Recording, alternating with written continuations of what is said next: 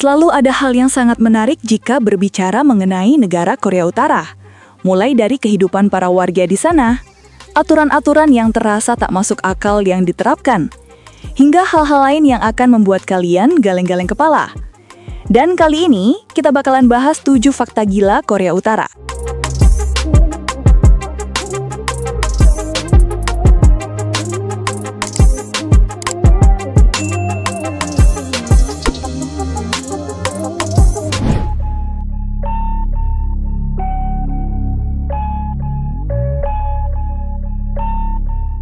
Asal kalian tahu, wanita Korea Utara tetap mempertahankan penampilan alami mereka. Tanpa pengaruh tren barat, para wanita Korea Utara tetap mempertahankan ciri-ciri tradisional seperti kelopak mata tunggal, kulit cerah alami, dan gaya berpakaian yang konservatif serta sederhana. Pada masa lalu, wanita bahkan dilarang mengenakan celana panjang karena dianggap tidak sesuai dengan nilai tradisional. Dan hanya pada masa Kim Jong-un, larangan ini akhirnya dihapuskan. Gaya pakaian wanita biasanya mencakup rok panjang, atasan tertutup, dan warna yang tidak mencolok. Dalam kehidupan sosial, mereka didorong untuk menikah muda, bahkan sebelum usia 25 tahun. Menjadi lajang di usia 30 tahun dianggap tidak lazim dan bisa menimbulkan stigma buruk. Namun, hal yang paling sulit adalah menikahi wanita Korea Utara jika Anda orang asing. Pemerintah sangat membatasi pernikahan lintas negara demi menjaga kemurnian bangsa. Bahkan jika dua orang benar-benar saling mencintai, pernikahan mereka bisa diblokir, kecuali ada campur tangan diplomatik tingkat tinggi. Kasus seorang Vietnam yang harus meminta bantuan presidennya agar bisa menikahi wanita Korea Utara adalah contoh nyata dari betapa rumit dan ketatnya sistem ini.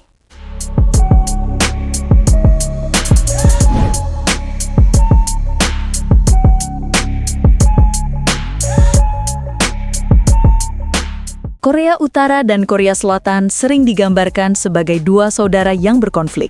Meski tidak sedang secara resmi berperang, ketegangan antara keduanya seringkali terlihat dari aksi saling provokasi. Korea Utara mengancam dengan rudal dan senjata nuklir, sementara Korea Selatan membalas dengan kekuatan diplomatik dan K-pop. Iya, kalian tak salah dengar. Korea Selatan pernah menggunakan pengeras suara raksasa di perbatasan untuk memutar lagu-lagu K-pop, siaran berita, dan pesan-pesan pro-demokrasi ke wilayah utara. Tujuan dari siaran ini adalah untuk menggoyahkan moral prajurit dan warga Korea Utara, dengan memperkenalkan mereka pada kebebasan, modernitas, dan budaya pop. Strategi ini terbukti cukup efektif dengan beberapa tentara yang membelot setelah mendengar lagu-lagu tersebut. Di sisi lain, Korea Utara membalas dengan pengeras suara mereka sendiri yang memutar lagu revolusi dan propaganda anti-Korea Selatan. Perang suara ini berlangsung selama bertahun-tahun, menciptakan suasana bising dan tegang di sepanjang perbatasan. Ketika siaran dihentikan, Korea Selatan mengganti strategi dengan menggunakan balon udara yang membawa selebaran, USB berisi drama Korea, hingga uang tunai. Tujuannya tetap sama, yaitu menyebarkan informasi luar. Tak tinggal diam, Korea Utara pun membalas secara tak terduga dengan mengirimkan balon berisi sampah ke selatan. Salah satunya bahkan mendarat di dekat istana presiden. Perang antar dua negara ini bukan hanya soal senjata tetapi juga soal ideologi, budaya, dan informasi yang saling bertabrakan setiap hari.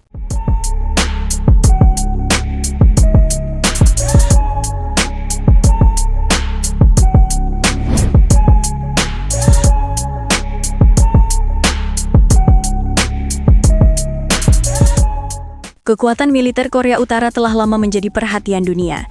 Dengan kemampuan nuklir yang telah terbukti sejak uji coba pertama pada 2006, negara ini kini diyakini memiliki bom yang jauh lebih kuat dibandingkan bom Hiroshima.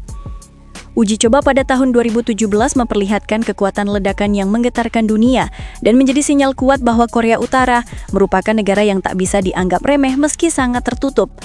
Di luar senjata nuklir, kekuatan militer konvensional Korea Utara juga sangat besar. Dengan sekitar 1,3 juta tentara aktif dan lebih dari 5 juta milisi cadangan, mereka termasuk dalam jajaran militer terbesar di dunia berdasarkan jumlah personel. Bahkan jika dibandingkan dengan negara yang populasinya jauh lebih besar, angka ini sangat mengesankan. Jika terjadi konflik besar, Korea Utara memiliki kemampuan untuk memobilisasi hampir 8 juta pasukan. Angka yang sangat besar untuk ukuran negara dengan ekonomi terbatas. Sebagai contoh, negara Indonesia yang ternyata hanya memiliki total personel aktif sekitar 404.500 personel per tahun 2024. Sungguh jumlah yang sangat jauh jika dibandingkan dengan Korea Utara. Lalu bagaimana Korea Utara bisa mencapai skala ini? Salah satunya adalah dengan menerapkan wajib militer yang sangat ketat. Pria wajib mengabdi selama hampir 1 dekade, dan wanita pun tidak luput dari kewajiban ini. Pelatihan militer bahkan dimulai sejak usia sekolah. Bahkan di jenjang sekolah menengah, siswa sudah diajarkan taktik perang dasar, mulai dari menembak hingga melempar granat. Sebelum lulus, mereka mengikuti pelatihan intensif selama beberapa minggu. Dengan metode seperti itu, maka tak heran jika Korea Utara dikenal sebagai negara dengan mentalitas militer yang sangat kuat sejak usia dini.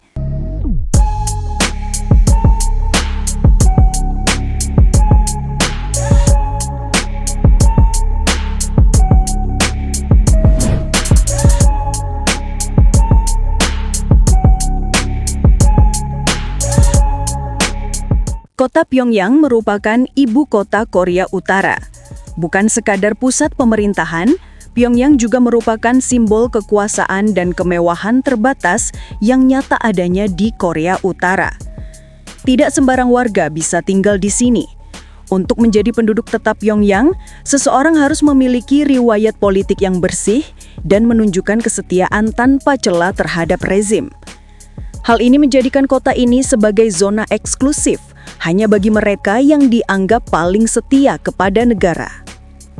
Kota ini dipenuhi dengan bangunan monumental, seperti Hotel Ryugyong yang menjulang setinggi 105 lantai, Menara Juche setinggi 170 meter, dan Gapura Kemenangan yang lebih tinggi dari Arc de Triomphe di Paris. Pyongyang juga menjadi rumah bagi Stadion Rungradu Mayday, stadion terbesar di dunia dengan kapasitas 150.000 orang. Bahkan sistem metronya dirancang seindah istana dengan marmer, lampu gantung, dan mural yang menggambarkan ideologi negara. Jalurnya terletak jauh di bawah tanah dan bisa digunakan sebagai tempat perlindungan bom. Berbeda dengan wilayah lain di Korea Utara yang sering gelap gulita pada malam hari, namun Pyongyang cenderung terang dan aktif. Di pagi hari, pengeras suara publik memutar lagu revolusioner sebagai pengganti alarm. Warga keluar rumah dengan pakaian seragam yang rapi dan mengikuti rutinitas dengan disiplin tinggi. Kegiatan budaya dan olahraga terjadwal rapi, mulai dari senam pagi bersama di taman dan tarian massal di alun-alun menjadi hal biasa. Kehidupan di Pyongyang tampak teratur dan tenang, namun sesungguhnya penuh pengawasan dan kontrol yang ketat.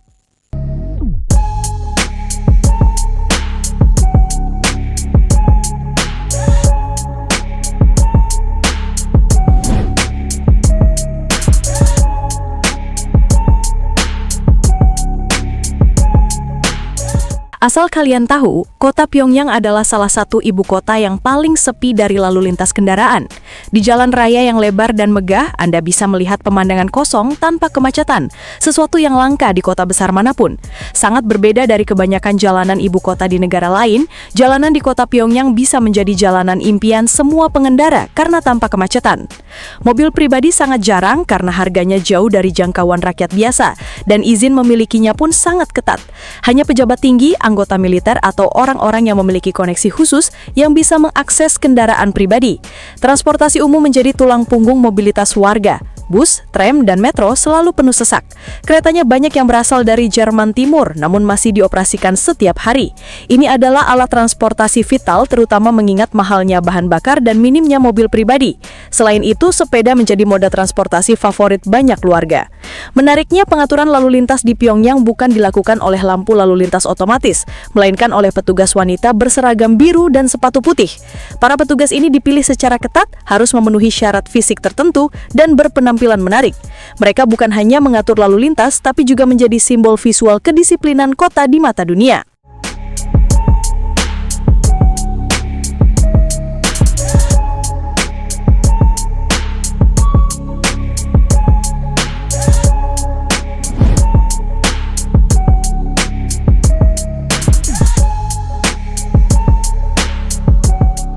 Tak selamanya pembahasan mengenai Korea Utara hanya menampilkan hal-hal yang terkesan kaku dan menyeramkan.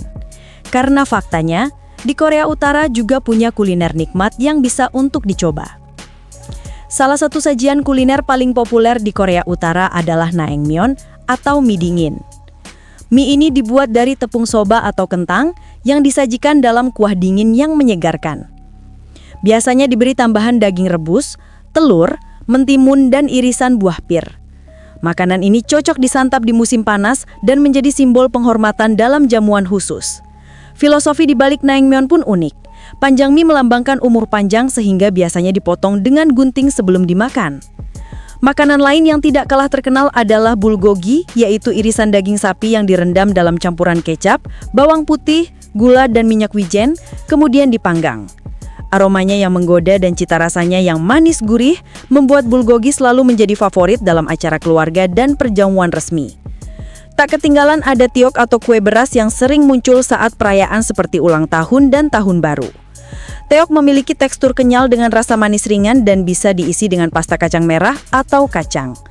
Warna putih kue ini melambangkan kemurnian dan keberuntungan dan biasanya disajikan bersama kudapan lainnya dalam momen sakral.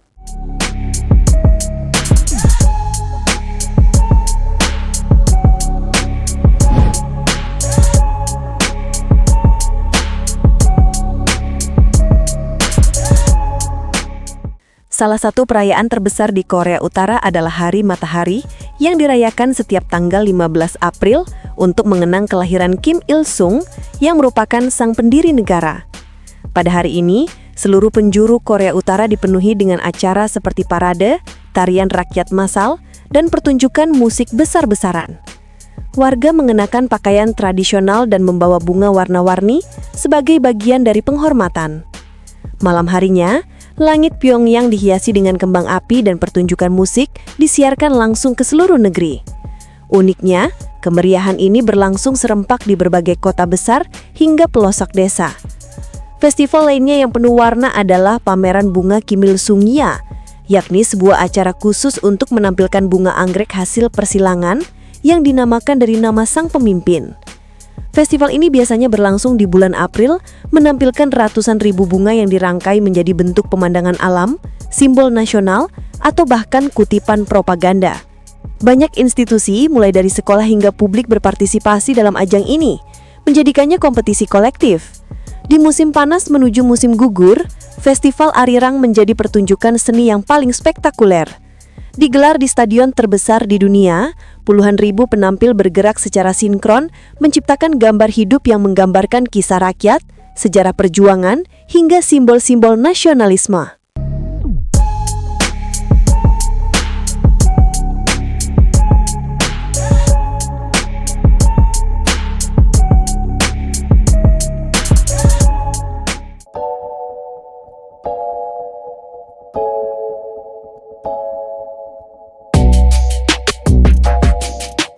Itu tadi 7 fakta gila Korea Utara. Dan terima kasih sudah nonton video kita. Jangan lupa subscribe.